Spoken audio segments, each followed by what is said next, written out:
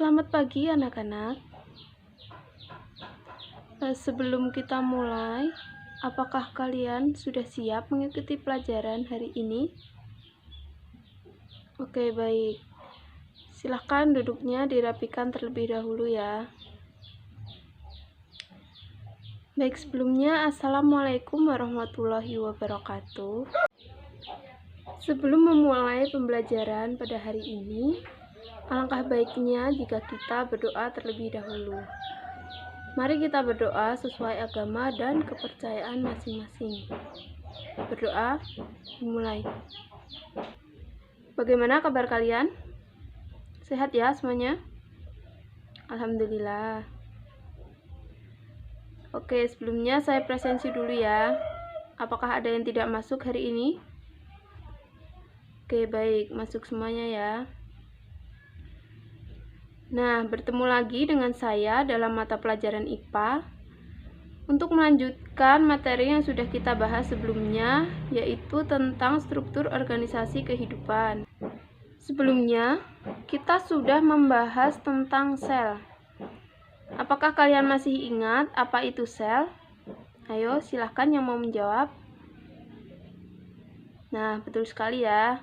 Jadi, sel itu merupakan satuan unit terkecil yang menyusun tubuh makhluk hidup. Nah, jika sel yang mempunyai bentuk dan fungsi yang sama berkelompok, maka akan membentuk apa? Baik, betul sekali ya. Jadi, jaringan itu merupakan sekelompok sel yang mempunyai bentuk dan fungsi yang sama.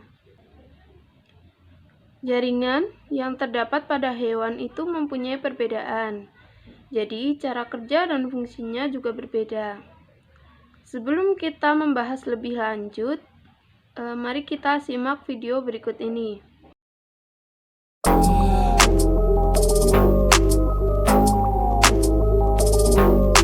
Sekarang, coba kalian pikirkan dan ingat kembali.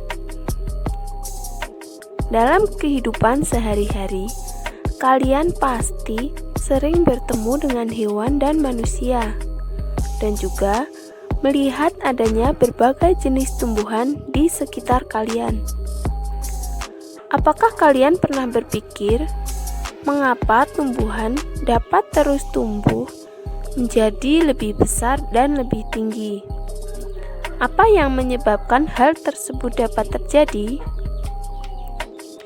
Selain itu, jika kalian bertemu dengan hewan dan manusia, kalian pasti akan melakukan interaksi yang tentunya menggunakan gerakan dari organ tubuh kita.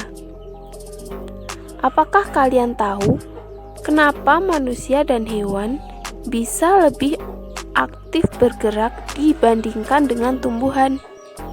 Hewan dapat melakukan gerakan yang lebih kompleks dibandingkan dengan tumbuhan yang hanya dapat bergerak dalam proses pertumbuhannya. Mengapa demikian? Padahal hewan dan tumbuhan sama-sama memiliki sel. Nah, untuk mengetahui jawaban dari permasalahan tersebut, kita perlu mempelajari tentang jaringan pada hewan dan tumbuhan serta cara kerja dan fungsinya. Selamat belajar. Nah, kira-kira apakah kalian sudah bisa menebak atau mungkin sudah memperoleh jawaban dari pertanyaan-pertanyaan yang ada di video tadi? Mengapa tumbuhan bisa terus tumbuh menjadi lebih besar dan lebih tinggi? Apa yang menyebabkan hal itu bisa terjadi? Apa karena diberi pupuk setiap hari, disiram setiap hari, atau mungkin karena tumbuhan mengalami proses fotosintesis? Kemudian, mengapa hewan dan manusia bisa lebih aktif bergerak daripada tumbuhan?